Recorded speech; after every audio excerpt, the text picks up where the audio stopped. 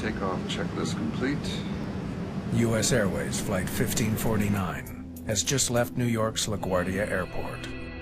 Birds. And that fast, we were just on top of them.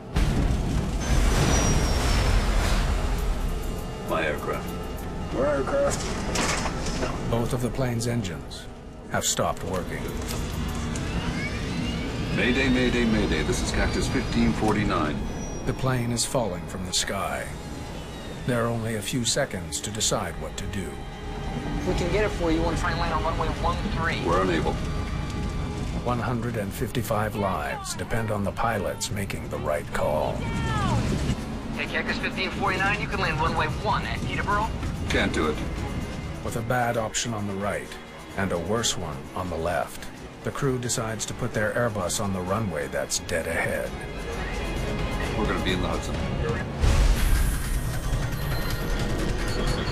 Mayday, mayday.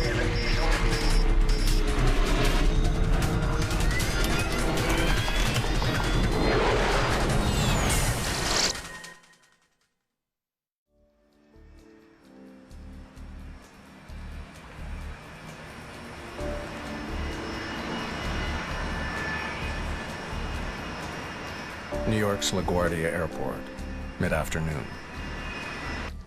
Please take a moment to listen to this important... U.S. Airways Flight 1549 is a short hop from New York City to Charlotte, North Carolina. At least it will be a little warmer in Charlotte. Your seat, sir. Flotation device. Together in the cockpit today are Captain Chesley Sullenberger, 57, Clear to push. and First Officer Jeffrey Skiles, 49. We were late because the weather was bad earlier, but by this point, the weather had cleared off for our departure, and it was just puffy clouds. 28 brakes released. Spot 28 for Cactus 1549. 150 passengers are on board the European-made Airbus A320.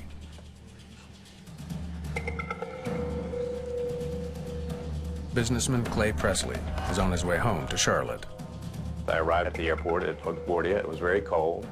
It had been snowing a little bit that day, and we had a storm coming in, so we wanted to make sure we made that flight and weren't hung up or delayed on some later flights. The crew flew in an hour earlier from Charlotte with Sullenberger at the controls. Your brakes, your aircraft. First Officer Skiles will be flying the plane back to Charlotte. My aircraft. It's a common sharing of piloting duties. Cactus 1549, runway 4, clear for takeoff. Cactus 1549, clear for takeoff. This trip marks the final leg of a 4-day sequence of flights for both men. We made our standard call-outs. It was just a normal takeoff, normal procedures on the climb out. There was absolutely nothing at all to indicate that this would be any different than any other takeoff in my entire career. But by the end of the day, they'll be the most famous crew on the planet. Gear up, please.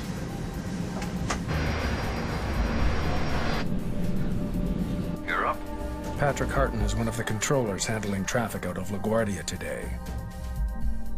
He has one of the most stressful jobs there is. When I sit down in front of a radar, I'm responsible for every person on every airplane under my control. And I take that responsibility very seriously. Cactus 1549, New York departure, radar contact. Climb and maintain 15,000.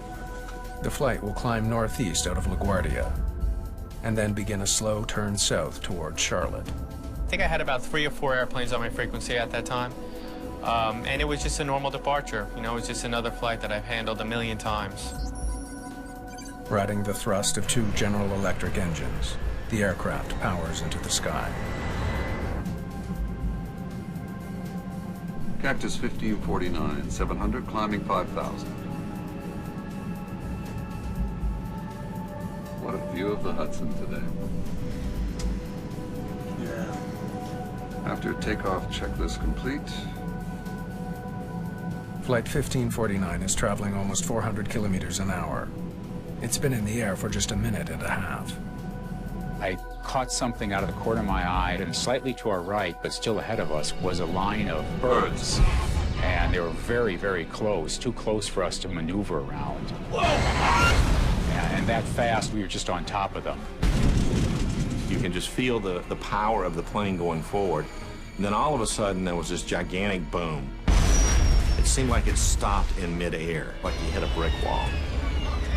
And then all of a sudden, somebody said, "The left engine's on fire." Uh-oh. Before we could even assess the situation, We got one roll, both of them rolling back. both engines rolled back to idle. Ignition start. Just 13 seconds after their problems began, Sullenberger takes control of the struggling plane. My aircraft. Your aircraft. Get the QRH. Loss of thrust in both engines. The QRH, or Quick Reference Handbook, is a step-by-step guide to dealing with emergencies. Mayday, mayday, mayday. This is Cactus 1549. Hit birds. We've lost thrust in both engines. We're turning back towards LaGuardia. When a pilot says Mayday or declares an emergency, now you go from a focus state to a hyper-focus state. You just focus in on the emergency itself and, figure out the solution to the problem. Okay, you need to return to LaGuardia. Turn left, heading 220. 220. All of a sudden, there was a smell that came through the cabin. Something's burning. If fuel remaining, engine mode selector, ignition. What I'm thinking, though, at this point is that, we're just going to have to restart an engine. Thrust levers. Confirm idle. Idle. The procedure is to try to restart the engines, and I always had faith we could do that. Airspeed optimum relay. 300 knots. You don't have that. We don't. Okay, Cactus 1549, if we can get it for you, you want to try and land on runway 13. We're unable. The conversations with Captain Sullenberger were very short and to the point, which was very appropriate for the emergency. There was a lot going on and wasn't much time to handle it. When Captain Sullenberger simply said unable, it didn't bother me. I mean, he had his hands full flying the airplane, and I understood that. So my job is just to move on to the next option. All right, Cactus 1549, it's going to be traffic for runway 31. Unable. Hartman still wants the jet to return to LaGuardia, but Flight 1549 is now just 1,400 feet above the ground. Cactus 1549, runway 4 is available if you want to make left, traffic runway 4. I'm not sure we can make any runway. What's to our right? Anything in New Jersey, Teterboro? Okay, yeah, off to your right side is Teterboro Airport. You want to try to go to Teterboro? Teterboro is a small airport on the New Jersey side of the Hudson River, but it's several kilometers away, and without their engines, Flight 1549 is dropping fast. You want to try to go to Teterboro? Yes. When the air traffic controller pointed out Teterboro, I looked at it and I stopped, and I was kind of concerned that he was actually going to try for it. I didn't think we could make it. So you're sitting there very quietly. People are anxiously waiting for information, and they wanted reassurance that things were going to be okay. You could hear that microphone come on. This is the captain. We're hoping he was going to say, "I've got this under control, we're going to be okay, we're going to make it, we're going to turn around and go back and land." That's what you were hoping to hear. Brace for impact. What does he mean, brace for impact? And then all of a sudden it registered. I think he's saying we're going to crash. Get your heads down! I had no idea about how to brace for impact. Everybody's looking around, brace for impact? What do you mean brace for impact? And how do you brace? Go ahead. Try number 1. I put it back on. Okay, put it back on. Put it back on. While the crew struggles to fly their stricken plane, Patrick Harton is still trying to find them an airport. I actually worked Teterboro Airport for about 3 years, so I was very familiar with the airport. Okay, Cactus 1549, you can land runway 1 at Teterboro. Can't do it. Okay, which runway would you like at Teterboro? We're going to be in the Hudson. I'm sorry, say again, Cactus? I could hear him, but my mind really didn't want to comprehend those words. We're going to be in the Hudson.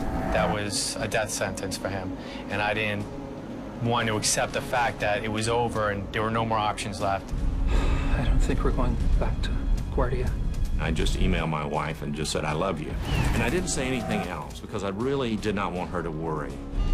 Okay. Let's go. Put the flaps on. I thought to myself, great, the Hudson River was our best opportunity. It was really the only thing in sight where we could land this airplane. Passengers throughout the plane watch the Hudson rise to meet them and begin making preparations of their own. So I started thinking about, if we're going to crash, I know I need to figure out where the exit rows are. If the water comes in, you need to be able to hold your breath long enough to get to those 4 or 5 rows and get the doors open if you can. Got flaps out, 250 feet in the air. We're not going to be able to get an engine started, so I started calling out airspeeds and altitudes. 170 knots. To give him a situational awareness of what was going on. Got flaps 2. One more. No, let's stay at 2.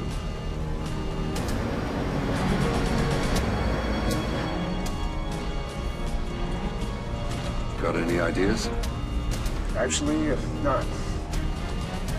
We were so focused on what we were doing, and I always thought it would work out. Below 300 feet, Patrick Harton's radar can't see the plane. Flight 1549 disappears. When the aircraft disappeared off my radar, I just assumed that there weren't going to be any survivors. In the cabin, the passengers prepare for the inevitable. All the passengers really started kind of pulling together, and somebody yelled out as we were going down, "You ready at the doors?" The folks at the door says, "We're ready." I was just scared to death. We're going to brace.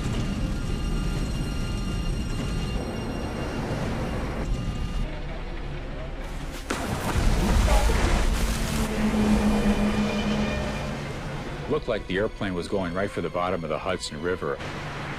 All we saw was water cascading over the windshield. It was like a tornado. Pieces of the plane were being torn apart. Some people were thrown around pretty good. Then the airplane popped up, and it was just sort of gently rocking in the waves.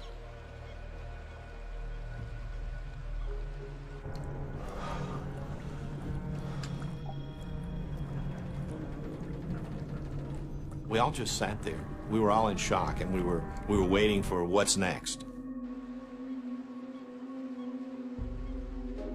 U.S. Airways Flight 1549 was in the air for just 5 minutes and 8 seconds. Having made a remarkable landing, the passengers and crew now face a new danger. The plane is leaking. The ice-cold water of the Hudson is pouring into the cabin.